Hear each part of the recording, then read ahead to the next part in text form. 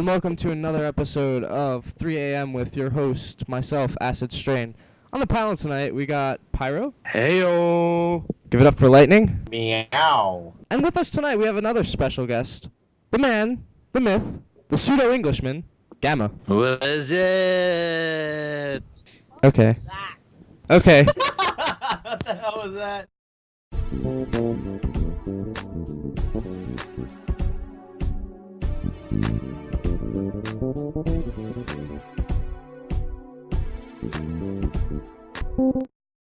Alright, tonight's topic is a very interesting one that can be looked at in many different ways. Tonight we're going to be talking about zombies, the effect it's had on the culture, and society, and our podcast. Crap, we're being taken over. Let's start with the very popular zombie survival guide.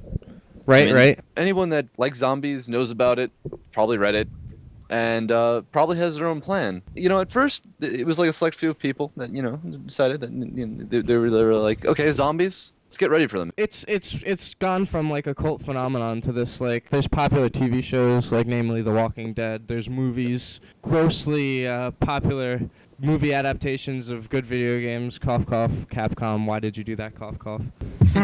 Funny. I gotta say, coming from personal experience, myself and my cohort Lightning over here are a big fan of the Resident Evil series. Anything you want to say about this?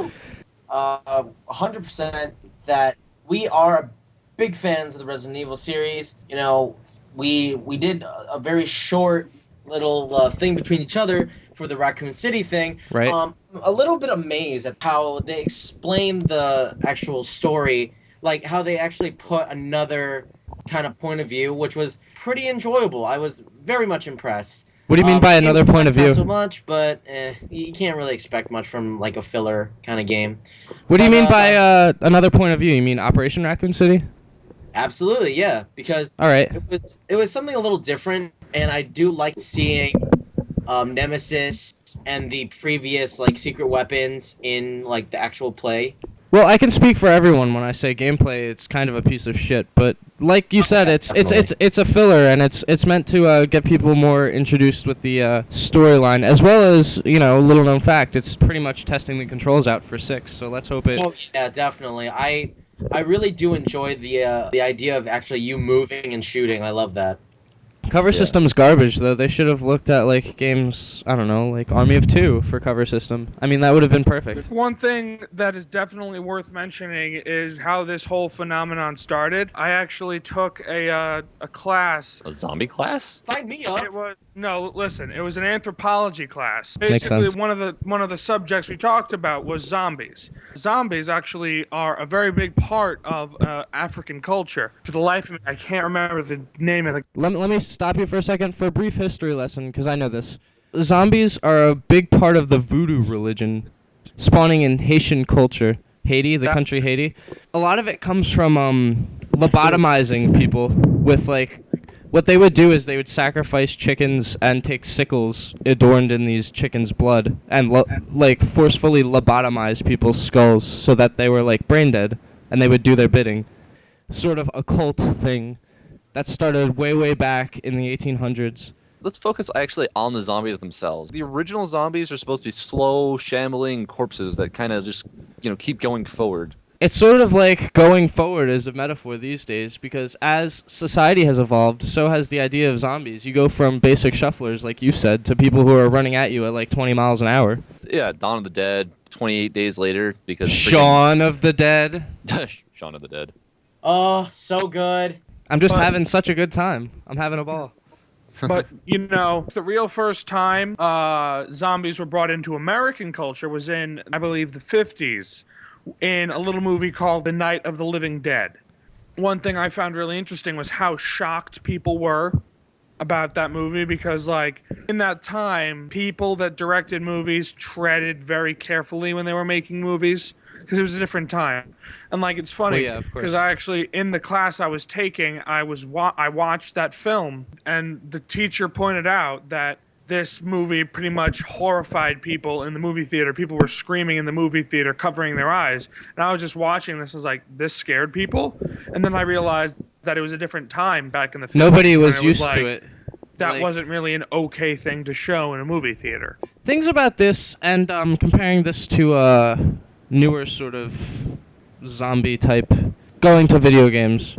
The game Okay. series, which does a really good job sublimely, people don't notice it. Left 4 Dead by Valve. Actually, they consulted with George Romero for a lot of what they did. And actually, an interesting thing is if you go into the, they have this mode where you play one of the characters, and there are like these bubbles that come up. It's sort of like pop-up video with narration. They show you different like lighting techniques they use, little subtle things to get you more involved with the game, which I thought was amazing. I know a lot of people that are interested in lighting and good lighting versus bad lighting. Of course, bad lighting always sucks, but when good lighting's there, you kind of take it for granted because you if you don't know about it, you won't really notice it. Exactly. But when it's bad lighting, everyone notices it because don't really get to see the characters' faces as well. It's kind of dark and crappy looking. Not even just lighting, taking it to the extent to putting like one prop in a certain position, as to like the infamous subway scene from No Mercy campaign, where there's a good 50% chance. I don't know if any viewers who play Left 4 Dead are familiar with Left 4 Dead. It's all dark, aside from the floor, which is lit like a Japanese sushi bar, pretty much. But Then your sushi for the tank. Yum. Exactly. The way they do it is they build up so much anticipation and anxiety. It's just so perfect. Perfectly lit. I want to also say that the reason why people were so afraid of The Walking Dead wasn't just because, corpses turning people into other walking corpses. The human race in general has a huge fear of death. Huge fear.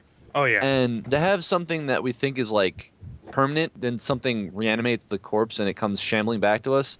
It's like an escape from death, but not really. Because we all hear stories about like immortality. I mean, like the fountain of youth, Right. the elixir of life. Holy Grail. Humans are always trying to find ways of elongating their life. I mean, even medical science is trying to do that.